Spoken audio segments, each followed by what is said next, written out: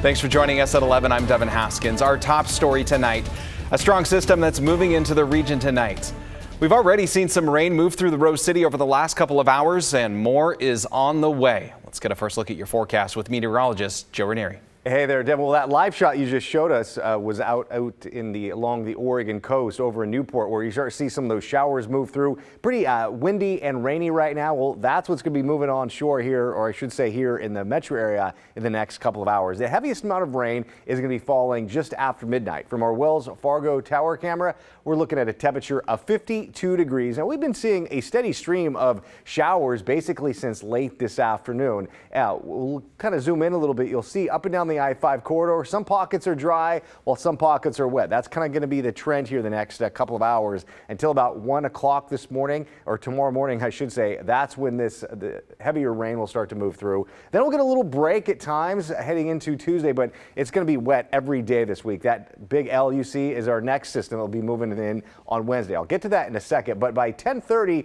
we're done with the heaviest amount of rain, but still, we are going to be looking at some bands of showers moving through at times late tomorrow morning and into the afternoon. With it will be the threat of some thunderstorms. So bring in the rain forecast. This is showing 3 different locations: Astoria, Portland, and Salem. Regardless, we're going to be looking at least a half of an inch of rain by the end of tomorrow morning. Some models are showing close to an inch of rain by the end of tomorrow night. Regardless, we are in store for a very wet week ahead here in the valley. Meanwhile, up in the Oregon Cascades, they're going to be seeing a good amount of snow over the next few days. I'll talk about that in a few minutes. All right, look forward to it.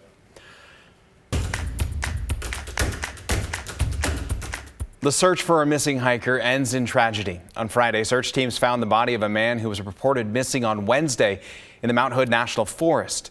Today, our Celine Stevens spoke with the man's family to learn more about him. Sunday, the Clackamas County Sheriff's Office identified the man as 33-year-old James McDonald. His family tells me he was a radiologist at OHSU and in the final stretch of his residency.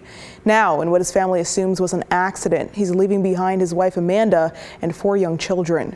It's obviously just one call that you never want to get. A hike on Mount Hood turned into a tragedy last week for James McDonald and his family. I remember just getting a call from my mom, who was just letting us know that James was supposed to be home from a hike that he had left early that morning and hadn't had contact with Amanda, and so they were sending search and rescue out to look for him. According to McDonald's in-laws, he went on a hike Wednesday morning and was supposed to be back home in Ridgefield, Washington by 5:30 that night. When he didn't come home, his family called police. His father-in-law, James Seeley, explains one of the last conversations his daughter Amanda had with her husband that morning. He'd called her at 10:30 in the morning, said, "I'm here. I don't want to talk long because I want to conserve my battery, but it's beautiful. See you tonight." Never came home. After he was reported missing, authorities then activated Clackamas County Search and Rescue, Portland Mountain Rescue, as well as other agencies. The search stretched into Friday, when just before 10:30 a.m., McDonald was found dead in Mount Hood National Forest. You just can't put it into words, Celine. You cannot put it into words. This is really, really hard, especially for Amanda. She's devastated. While the Clackamas County Sheriff's Office couldn't confirm the cause of death, his family is under the impression he got lost. What we have heard is that he was lost and became lost and only had his hoodie. He was not prepared for overnight in the cold temperatures, etc. They say McDonald was a family man. He had a great sense of humor and loved helping people at his job as a radiologist. He was an experienced hiker, and the family says it was his happy place, sometimes even taking his boys. They called it their adventures. Take the boys out, go on hikes, spend time with them, and they loved it. The family is looking for donations to help Amanda, now a single mom, and her young kids transition into their new reality. Now, McDonald's in-laws urge caution to other hikers. Avoid hiking alone. I mean, there's so many unpredictabilities and, things that you don't expect to come up. So I think just being careful. He did it often, and he was experienced at it. But things happen. The sheriff's office also says the death does not appear to be suspicious. If you're interested in donating, you can find the link to the family's GoFundMe on our website at kgw.com. Celine Stevens, KGW News. In New York, friends are remembering a Portland nurse killed while on vacation overseas. A candlelight vigil was held last night for Kenzie Machalski in her hometown of Fredonia, New York. After a frantic search, police in Budapest arrested an Irish man in her murder. Following the news, community members collected donations and put together this vigil to show Kenzie's family they're not alone. Even though they don't live here anymore, the love for them is still here. And that's what this is all about. You know, in a small community, we look out for one another, we love one another, and we grieve with one another when it's necessary. Kenzie was a nurse at Providence St. Vincent's Medical Center in Southwest Portland, and in a statement, the hospital said she was a great friend and caregiver. Portland Fire and Rescue say 2 people are now facing charges following a series of arson cases. Yesterday, investigators arrested 42-year-old Eric Alexander after he allegedly set fire to a porch on Thursday with people still inside the home. He's facing multiple charges, including 5 counts of attempted murder. And shortly after his arrest, investigators were called to Northeast Portland for a separate series of arsons.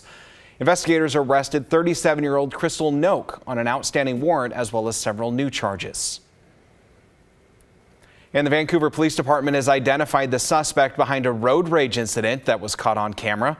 Police say the man was reportedly driving recklessly and also cut off the victim's car several times before trying to open the victim's door at a red light. And when he couldn't open the door, he spit on the car and then jumped on the hood. The victim was not hurt. Portland firefighters used the U.S. Bancorp Tower in downtown as a training ground, simulating a fire response to a high-rise. It was part of an update in how they will respond to a high-rise fire, especially as more and more are getting built around the city.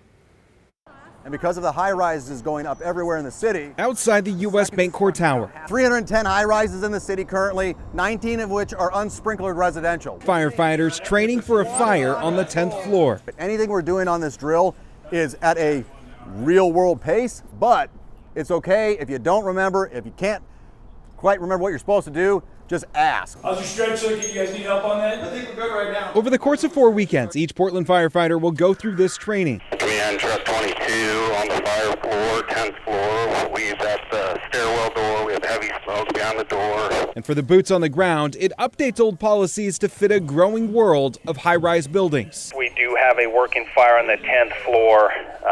All companies will implement their high-rise protocol pre-assignments. New communication plans, updated assignments for responders, and expanding the number of resources brought to a high-rise fire. This new policy change is going to help us do our job better just by giving our companies a better understanding of what their role is going to be on the fire ground prior to them arriving to the scene. It's a matter of efficiency and effectiveness, creating a more organized scene in a chaotic moment. Overwhelming a high-rise fire, which is going to be overwhelming in itself, overwhelming it with resources early is proven to really be what's going to give us the most successful outcome for this, and having a more efficient plan for communications makes us a lot more successful on the fire ground. And new tonight, an early morning fire in Clark County required the help of multiple crews. Clark County Fire District 10 said just before 3 this morning, a shop, multiple RVs and other vehicles were on fire. And with the help of neighboring fire districts, they say they were able to limit the spread of the fire. And the University of Portland started its annual 24-hour vigil to honor veterans on Veterans Day. The vigil began at 11 this morning at the Praying Hands Memorial on the East Quad of campus. Both an Army and an Air Force cadet will stand watch at the memorial throughout the 24-hour vigil. Cadets will rotate watch every 30 minutes. It's very important to me, especially because I come from a long line of military service, and I'd love to give back to them and just show how much I appreciate and how much we can honor them and their service to the country and to our people. Definitely an immense sense of pride, honor, just knowing what I'm there for. The vigil will go on until 11 tomorrow morning. And to honor Veterans Day, the 142nd Wing Air National Guard Base in Portland will be conducting F-15 flyovers for ceremonies across the state tomorrow. There's a total of 8, starting at 10:30 over Tillamook, then around noon over Sandy Boulevard in Portland. Flights could be canceled or rescheduled, though, depending on weather.